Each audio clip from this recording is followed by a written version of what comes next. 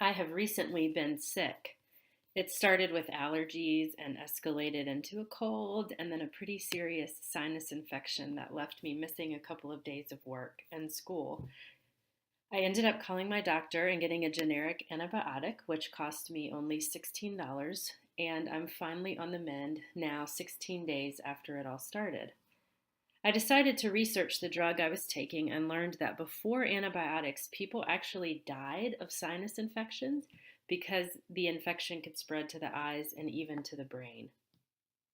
Pharmaceuticals help us treat illnesses we once thought untreatable. Think of HIV in the early 1990s. It's an industry that began in the 19th century with businessmen selling tonics that relied on a little bit of science and a whole lot of marketing. Today, there are many critics, and there seems to be much to criticize in the tangled web of industry and policy as costs rise and utilization of prescription drugs is the highest it's ever been. One of the topics I want to talk about in this presentation is the suggestion made by our textbook that the higher prices Americans pay for drugs compared to other countries is worth the benefit we get for it.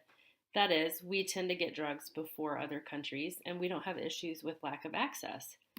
I'm curious about how true that is, and for this key message presentation, I will use the work of Elisabeth Rosenthal as presented in her 2017 book, An American Sickness.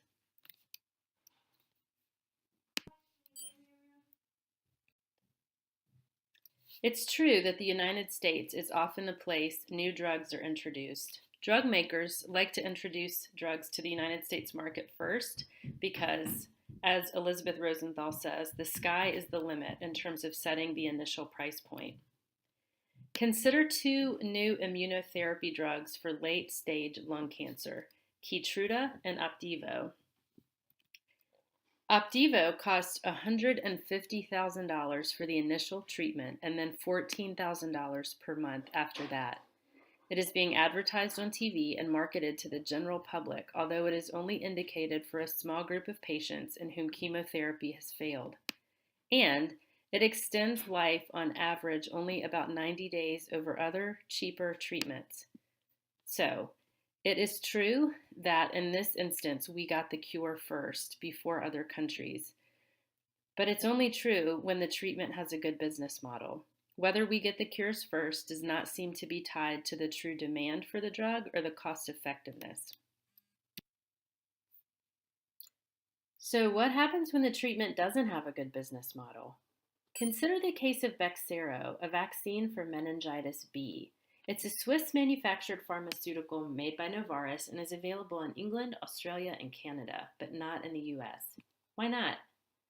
There were two deadly outbreaks of meningitis B at Princeton University and the University of California, Santa Barbara during the 2013-2014 school year. One student died, and several others suffered permanent disabilities. One athlete lost both feet. Novartis had not applied for licensure in the United States because it didn't expect that the high cost to get FDA approval would pay off. In the United Kingdom, all babies are vaccinated, which makes the product highly profitable there.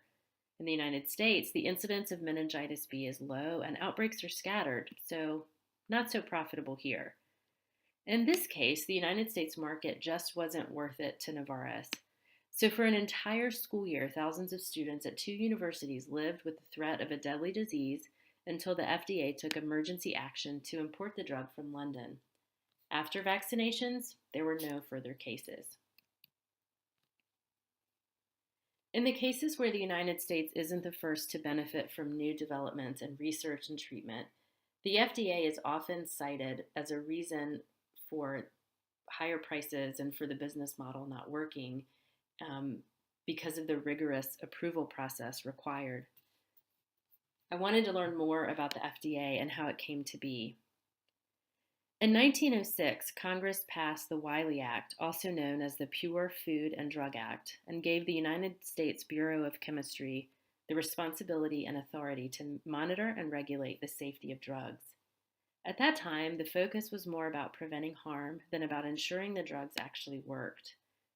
The Wiley Act was replaced in 1938 by the Food, Drug, and Cosmetic Act, which expanded the protections of Wiley and required testing before new pharmaceuticals could be marketed. In 1938, The law was actually rushed because of a tragic occurrence in 1937. A new liquid form of the antibiotic sulfanilamide caused the deaths of more than 100 people in 15 different states. It was a drug that had been used successfully for years in pill and powder form, but a Tennessee drug company thought that a liquid version would be much more popular and much more profitable. But the compound was never tested and was highly toxic, similar to today's antifreeze. The new law required labeling, prohibited false claims, and required manufacturers to prove that the drug was safe. In 1962, the act was changed once again with the Kefauver-Harris drug amendments. These were as a reaction to the thalidomide scare that was happening in other countries. Thalidomide was a drug given to pregnant women to help with morning sickness, but it turned out that it caused birth defects in the babies. This amendment required that products could only be approved if proven safe and effective. What it did not include was consideration of the comparative utility or the cost effectiveness of the drugs. The Bayh-Dole Act of 1980 permitted scientists, universities, and companies to get patent protection on products that were made from research funded by the government.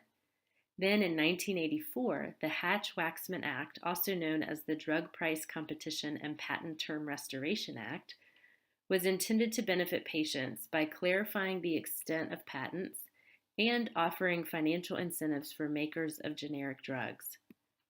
However, as the act kind of sped up the process for generics, it had to appease the brand companies, so it also offered extensions and periods of exclusivity for brand manufacturers.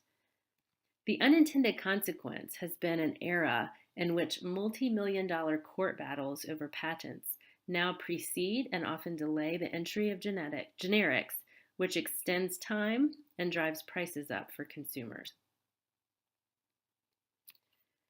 The FDA plays a huge role in how long it takes and how much it costs to get drugs to people. How do manufacturers respond to that? The more I read, the more it felt like a chess game.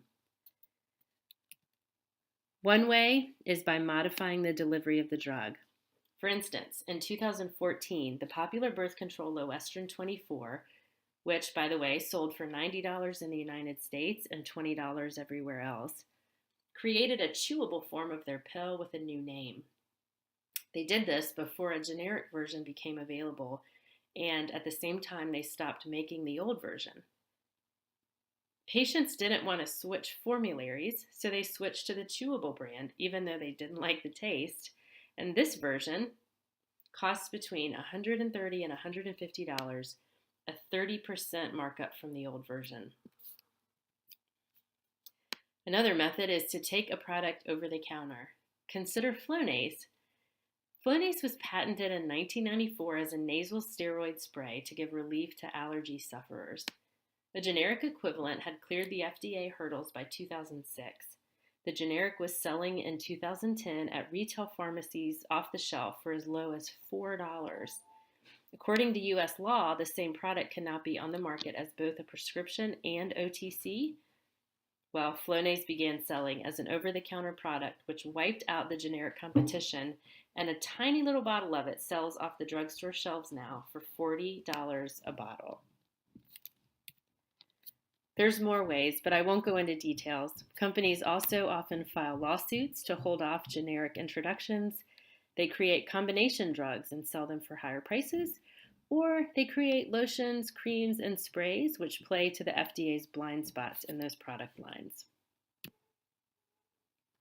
All of these plays have consequences for consumers. So what's the future of the FDA and the pharma industry in an age of high-tech consumer centrism and an age in which pharmaceutical companies have grown to be one of the largest and most powerful lobbies? First, genomics would lead to highly personalized medicines designed with an individual's genetic makeup with the promise of fewer side effects and higher efficacy. This, in turn, could actually lead to higher costs for clinical trials and longer delays to market. We are likely to see more and more 3D printed drugs, which I learned the FDA has already approved the first ones. This could actually mean lower costs to manufacture. Body sensors and mobile device technology, as well as higher utilization of artificial intelligence, could mean that manufacturers could more expeditiously collect data for clinical trials, potentially leading to a quicker process to market for brand and generic drugs. Based on my reading of Rosenthal and the textbook, these seemingly positive changes would all lead to subsequent policy reactions, well intended but with their own set of side effects. Rosenthal would argue that better technology often leads to higher, not lower prices. So I'm wondering if perhaps consumers will actually begin shifting to non pharmaceutical solutions to their illnesses, and perhaps we'll see a surge in the alternative and complementary medicine market. Time will tell. As always, I have cited the sources that I have used for content and photos in the presentation. Thanks for watching.